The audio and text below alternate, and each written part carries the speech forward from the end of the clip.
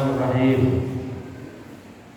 Fi afadil ilmi wa bayan alamat ulama dunya wa ulama suq. Ini bab menerangkan tentang bahayanya afatnya ilmu dan menjelaskan tentang alamat ulama dunia atau yang disebut dengan ulama-ulama jahat, ulama-ulama suq. Waqad warada fil ulama isu tasdidatun azimah. Sungguh telah datang di dalam keterangan hadis tentang ulama-ulama yang jahat itu kekerasan atau suatu kekerasan yang sangat besar dalam anak-anak masa khalqi adaban, yang menunjukkan daripada hadis-hadis tadi bahwasanya yang paling berat-beratnya siksaan nanti di akhirat itu adalah yaumul qiyamah. Di hari kiamat itu ada yaumul qiyamah. Wabillahi muhimmat al-azimah, dan yang terpenting daripada itu, yang paling terpenting daripada hal yang besar itu adalah ma'rifatu alamatin fariqah, mengetahui tanda-tanda pemisah, tanda-tanda yang membedakan, tanda-tanda yang membedakan beda ulama dunia wa ulama akhirah, di antara ulama dunia dan ulama wa na'ni bi ulama dunia ulama isu. Yang akan maksud di sini kata Imam Ghazali adalah ulama-ulama dunia ini adalah ulama-ulama jahat. Orang-orang yang disebut ahli ilmu, orang yang punya ilmu tapi disebut penjahat, orang-orang yang jahat. Alladzina qasduhum min al-ilmi at-tanahum bid dunya wa tawassul ilal jah wal manzilah 'inda ahliha. Yang motivasi hidupnya, perhatikan semuanya, dalam keterangan Imam Al-Ghazali yang disebut dengan ulama-ulama dunia, ulama-ulama jahat, ulama-ulama yang akan disiksa di akhirat nanti, itu adalah motivasi hidupnya, motivasi dia mencari ilmu itu adalah katakan umbid dunia, untuk mencari kenikmatan-kenikmatan dunia saja. Ya, perhatikan, paham ya? Jadi motivasinya ulama dunia itu adalah hanya untuk mencari kenikmatan dunia saja. Alhamdulillah, subhanallah. Wa tawassul ilal jawab manzilah inda ahliha, dan hanya untuk mencari kedudukan di dunia, untuk mencari pangkat dan kedudukan dunia. Dia punya ilmu hanya motivasinya agar mendapatkan posisi-posisi strategis duniawi saja. Ini yang menjadi masalah. Anak perempuan bisa tidak? Apa itu dia? Ya. Jadi motivasinya ulama dunia, dia mencari ilmu, dia nyantri, dia menjadi ustaz, hanya motivasinya dunia. Motivasinya hanya dunia. Padahal kita ini di dunia hasanah wa fil akhirati hasanah wa qina adzaban. Dunia ini hanya mazra'ah. Kita ini telah berkebun, tujuan utamanya di akhirat, ya. Maka Nabi sallallahu alaihi wasallam, inna asyaddan nasi adzaban yaumil qiyamah alimun lam yanfa'u Allahu bi'ilmih. Sesungguhnya kata hadis Nabi, seberat-beratnya siksaan pada manusia nanti di hari kiamat adalah orang yang alim, berarti orang yang punya ilmu tapi tidak memanfaatkan ilmunya, tidak bermanfaat, ilmunya tidak bermanfaat. Apa? Allah punya ilmu itu kalau dirinya sudah mengetahui tentang ilmu, mestinya harus bisa mewarnai kepada dirinya. Ilmu agama itu seharusnya bisa mewarnai dirinya, bisa membentuk karakter dirinya dalam bisa merubah dirinya dalam kebaikan, tapi punya ilmu, tapi melanggar ilmunya. Punya ilmu, melanggar ilmunya. Punya ilmu harusnya dimanfaatkan, malah diam saja. Punya ilmu mesti harus dikerjakan, malah dirinya melanggar sendiri. Disuruh sholat malas, disuruh ibadah malas, disuruh pokoknya meninggalkan maksiat malah melakukan. Itu namanya ilmu yang seperti itu, yang diancam oleh hadis Nabi paling berat-beratnya siksaan nanti di hari kiamat adalah orang yang tidak mengamalkan ilmunya. Saya mau tanya, pacaran itu menurut ilmu agama kita haram apa haram? Tapi yang punya ilmu yang melanggar apa tidak? Yang punya ilmu melanggar apa tidak terhadap masalah ini? Hati-hati kalau melanggar, paham? Mamanya sholat itu wajib apa tidak? Malah tidak sholat, maka orang yang punya ilmu seperti ini paling berat siksaannya nanti di hari kiamat.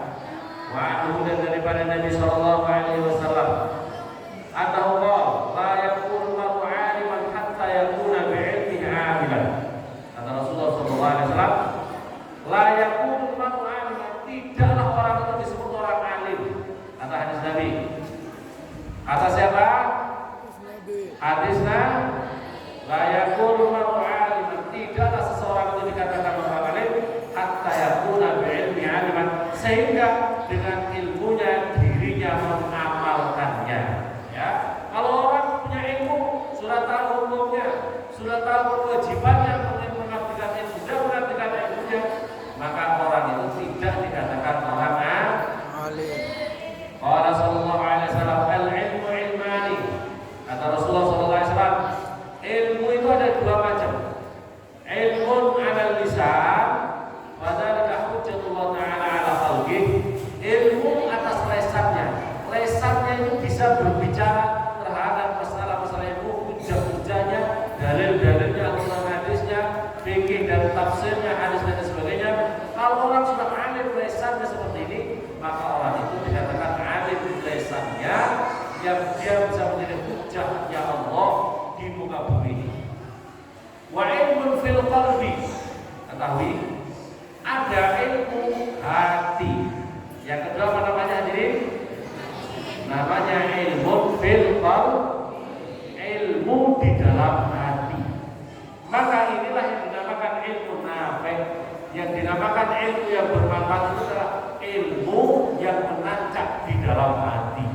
Jadi kita yang harus kita cari di sini, ilmu agama itu yang paling utama adalah ilmu tadi, ilmu ada dua, tapi yang harus dicari yang pertama adalah ilmu yang ada di dalam hati, yang mengakibatkan khasyah, takut diri kita kepada Allah Subhanahu wa ta'ala.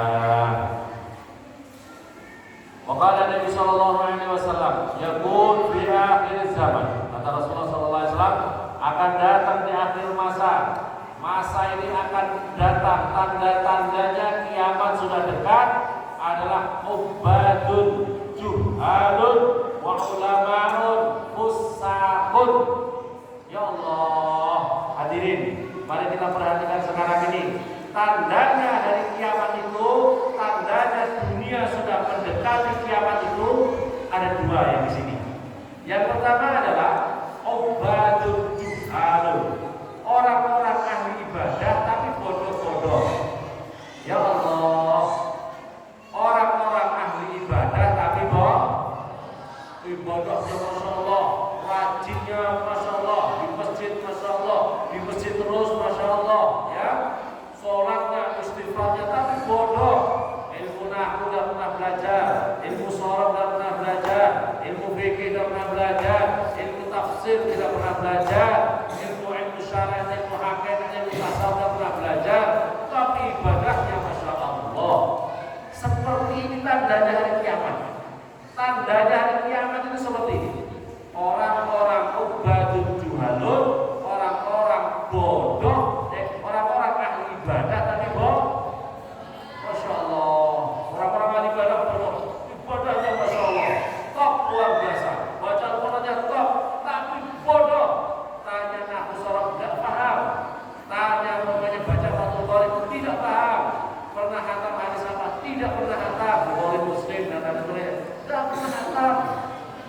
Ini tandanya hari kiamat. Tapi juga yang kedua, wa ulama fusaku, ulama fasik.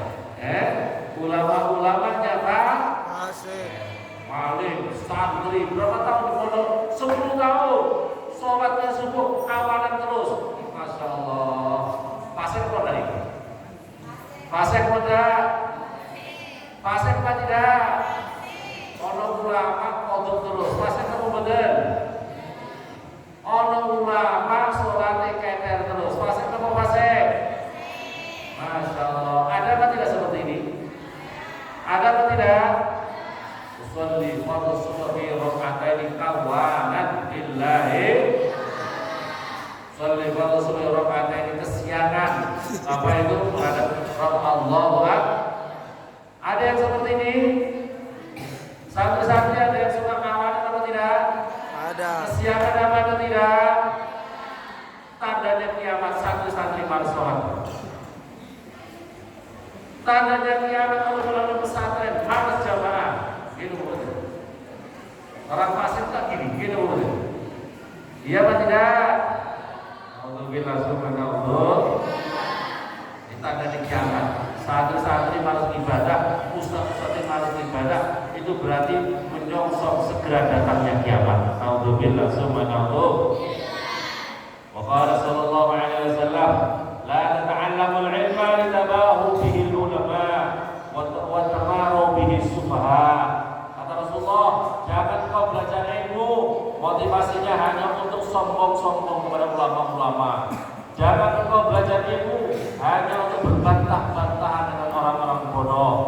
Dan agar supaya jangan kau belajar ilmu agar supaya engkau mendapatkan apa dihormati oleh orang-orang. Pemanfaatan dzalika, barang siapa motivasinya belajar ilmu agama hanya untuk itu, bahwa benar kata Rasulullah, maka orang itu masuk neraka. Na'udzubillah summa na'udzu. Qala sallallahu alaihi wasallam, man katama ilman indahu aljamahu Allah bil jami dan nar.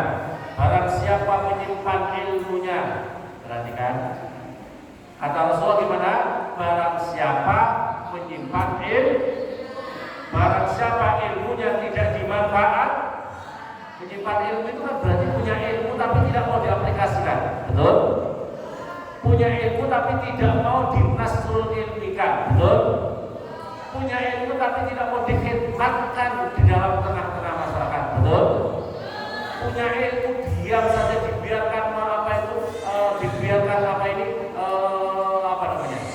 dibiarkan mengendap di dalam dirinya saja. Itu namanya menyimpan apa tidak? Hati-hati. Kalau sumur, perhatikan. Kalau sumur, kita punya sumur bertahun-tahun dan kita tidak pernah pakai, punya ada airnya banyak.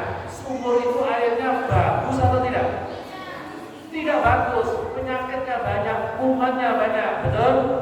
Tapi sumur itu kalau kita ambil airnya terus-menerus mengalir, airnya menjadi bersih, airnya terbebas daripada maka hati-hati yang punya ilmu, ilmunya mengendap, ilmunya tidak dimanfaatkan, ilmunya tidak dikhidmatkan, ilmunya mengendap penuh dengan virus.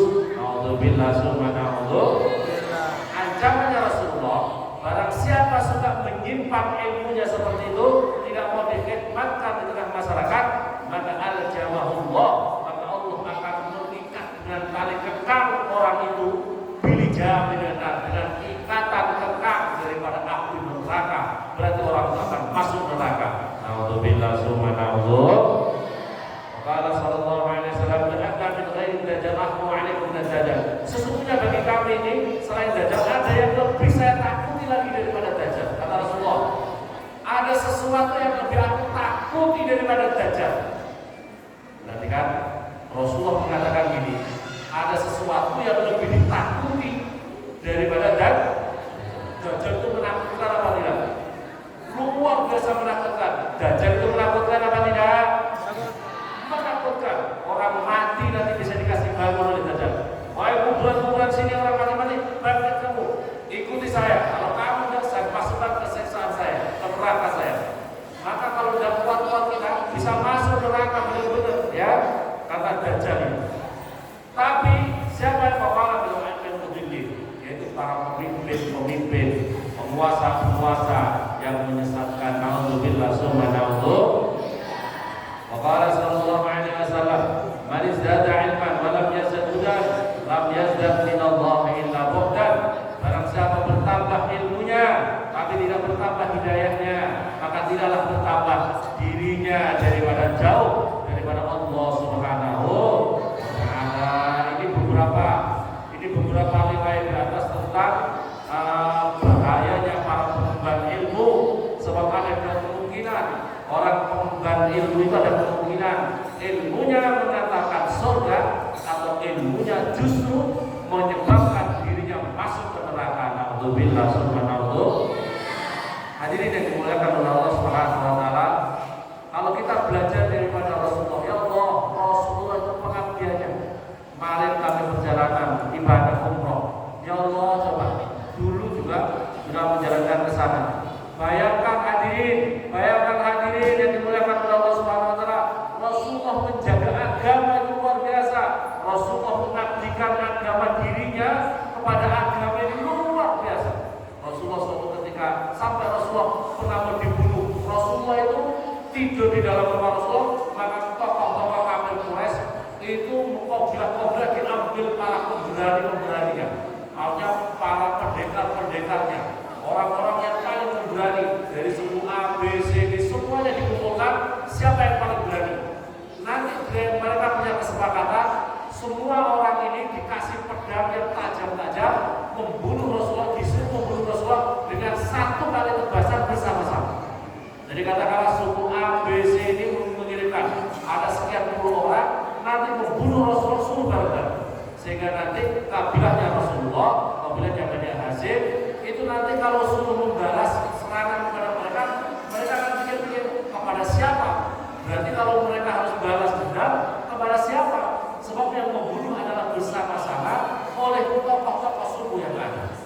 Nabi Rasulullah kemudian berdoa diselamatkan oleh Allah, membaca apa ini wajah Yasin wal Qur'an Hakim, doa apa wajahnya kepada yang satu orang bersatu, kalau saya tahu bahwa Ayub sibuk baca itu dan tebarkan itu, orang-orang yang bisa melihat Rasulullah pada ketiduran semuanya, pada ketiduran Rasulullah. Terus kemudian yang menempati tempatnya itu, tempatnya Rasulullah tidur adalah Imam Ali karramallahu wajhah. Imam Ali yang menempati. Kemudian Rasulullah apa ini sampai ke Qasur sama Abu Bakar Siddiq. Perhatikan hadirin, kalau kamu di Mekah, pernah di Mekah? Kalau kamu di Mekah, kalau panas-panasnya Masya Allah, kalau dingin-dinginnya Masya Allah. Ini perjalanan naik kuda, naik onta dari Mekah sampai ke Madinah. Perjalanan bukit-bukit terjal. Di bukit-bukit terjal, kalau sekarang sudah pakai aspal, kalau sekarang pakai aspal ada tolnya. Zaman dulu bukit yang terjal, bukit-bukit yang terjal pada pasir, bukit yang terjal batu-batu, perjalanan 500 kilo. 500. Kalau di sini buku Sarni itu kurang lebih baru 300 kilo. Itu masih jauh lagi. Rasulullah perjalanan seperti itu. Kalau Imam Syafi'i perjalanan ini kurang lebih 1 minggu. Ya, 1 minggu perjalanan Imam Syafi'i Mekah Madinah. Mekah Madinah itu perjalanan 1 minggu. Rasulullah itu hijrah ke sana di Gua Sur ini. Ya Gua Sur Masya Allah dengan Abu Bakar Siddiq. Ini Abu Bakar Siddiq luar biasa. Begitu sebelum memasuki bisa diam tempat. Mulutnya itu giginya jangan dikasih nampak. Giginya jangan dikasih nampak. Ya, fitnah buat itu. Ngaji kamu.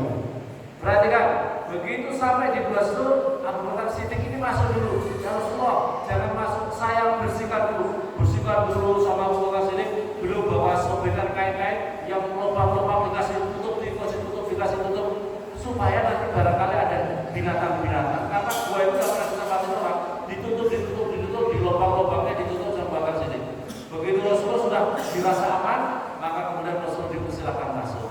Kemudian Abu Bakar Siddiq mempersilakan. Jadi di bukunya Rasulullah kepalanya Rasulullah yang mulia itu disuruh tiduran di bukunya Abu Bakar Siddiq. Nah, masih ada lubang satu ini. Masih ada lubang satu sama Abu Bakar ditutup dengan kakinya. Padahal kayaknya ada binatangnya ini. tidur lama, terus kemudian kakinya Abu Bakar situ digigit ular itu bisa digigit sampai kesakitan luar biasa. Rasulullah tidur, tapi fokusnya tahan terus, jangan sampai Rasulullah terbangun. Sampai kemudian belum kesakitan itu menangis. Kesakitan luar biasa karena racun yang masuk kepada Abu Bakar situ. Sampai nangis, tetesan air matanya Abu Bakar menimpa pipinya Rasulullah Shallallahu Alaihi Wasallam. Begitu beliau Rasulullah terbangun, wahai Abu Bakar, wahai sahabatku, apakah engkau tidak ridho bersamaku? Apakah engkau tidak ridho bersamaku, berjuang bersamaku? Tidak ya Rasulullah, tidak ya. Aku ridho ya Rasulullah. Aku ridho ya Rasulullah, berjuang bersamaku ya Rasulullah. Akan tetapi ya Rasulullah, kakiku yang menahan apa itu di lubang itu ya Rasulullah digigit oleh ular yang berbisa. Racun yang masuk kepada tubuh saya sehingga saya tidak bisa tahan sampai saya ini mengeluarkan air di mata. Maka Rasulullah bangun. Begitu bangun, wahai ular, kenapa kau menggigit sahabat? Tidak boleh. Apa itu tubuhnya Abu Bakar Siddiq disakiti oleh sahabat juga. Tubuhnya, bahkan rambutnya Abu Bakar Siddiq tidak boleh ada orang yang menghinanya. Kenapa kau sampai? Kata ular itu jawabannya, dan itu didengar oleh Rasulullah Abu Bakar Siddiq. Ya Rasulullah, saya itu beribuan tahun ketika ada hadis kutsinya Allah. Hadis kutsinya Allah beliau bersabda bahwa nanti di akhir zaman ada nabi yang bernama Muhammad yang barang siapa beriman melihat memandang saja kepada kekasihku Nabi Muhammad dengan iman kepadanya, maka orang itu akan diharapkan masuk neraka, maka orang itu akan masuk surga. Karena saya mendengar itu ya Rasulullah, maka aku bertahan di gua ini ribuan tahun. Saya menunggu ingin berjumpa karena nanti dalam takdirnya Rasulullah akan hadir, Nabi Muhammad akan hadir di makam ini, di gua ini. Maka aku menunggu di sini ya Rasulullah. Begitu saya mau keluar ditahan sama kaki dan kekasih Abu Bakar, maka saya gigit dia itu apa itu ya Rasulullah. Mohon maaf ya Rasulullah, karena saya ingin melihat memandang wajahmu ya Rasulullah. Masya Allah. Begitu terus akhirnya, begitu. Maka kata Rasulullah, silahkan engkau sekarang memandang dirimu wahai ular. Silahkan engkau sekarang. Abu Bakar benar. Ini mukjizatnya Rasulullah, bisa berbicara dengan binatang, bisa berbicara dengan ular. Maka dia memandang dengan pandangan keimanan itu, akhirnya menjadikan asbab keselamatan. Rasulullah mengusap dengan lidah apa itu air liurnya Rasulullah di bekas gigitan ular tadi, dan seketika itu sembuh total, tidak ada penyakit sama sekali. Hadirin yang dimuliakan oleh Allah Subhanahu Wa Taala, ini coba bayangkan, ular saja rindu sama Rasulullah, ular saja rindu sama Rasulullah. Bagaimana kita yang punya akal? Bagaimana kita yang punya akal nggak rindu sama Rasulullah? Rindunya Rasulullah buktinya apa? Ikuti akhlak Rasulullah, ikuti akhlak Rasulullah, jangan sakiti Rasulullah dengan kemaksiatan itu. Saya perjalanan dari Mekah ke Taif, Rasulullah jalan kaki kan ini. Kalau dari Mekah ke Taif 100 kilo di gunung-gunung bukit. Kalau Taif itu kurang lebih 100 kilo, 2 kilo dari tingginya dari laut itu kurang lebih 2 kilo. Jadi perjalanan di bukit-bukit, kalau sekarang kurang enak, Masya Allah saya menangis karena perjalanan dari Mekah ke Madinah itu Rasulullah jalan kaki, kita naik bis enak-enak, jalannya jalan tol. Rasulullah jalan kaki, hanya ingin berjuang ke sana, tapi berjuang di sana dihantam sama orang-orang. Dan ada yang beriman, yang beriman kemudian hanya satu saja orang budak namanya Adas, dan di situ ada masjid namanya Adas. Nah, saya di sana ziarah, kemudian di sana itu Taif, di atas saya ingin perjalanan Rasulullah, ya Allah, betapa fisiknya Rasulullah itu luar biasa, betapa kuatnya perjalanan kaki dari Mekah ke Madinah 100 kilo dengan medan yang luar biasa beratnya seperti ini. Kita sekarang kadang-kadang cuma tawaf sa'i kakinya sudah bengkak-bengkak ya, tawaf sa'i bengkak-bengkak. Ya Allah, betapa Rasulullah sayangnya. Ini artinya apa? Saya ingin menyampaikan pentingnya kita punya ilmu. Ayo punya niatan yang himmah, yang sungguh-sungguh untuk mengabdikan ilmu kita. Nabi kita ini siapa? Siapa yang harus kita ikuti? Kenapa kita diam-diam saja untuk tidak mengabdikan ilmu kita? Semoga Allah Subhanahu wa taala menggerakkan hati kita, menguatkan hati kita untuk mengabdikan ilmunya Allah, ilmunya Rasulullah untuk kita sebarkan. Amin Allahumma. Demikian kurang lebihnya mohon maaf. Assalamualaikum warahmatullahi wabarakatuh.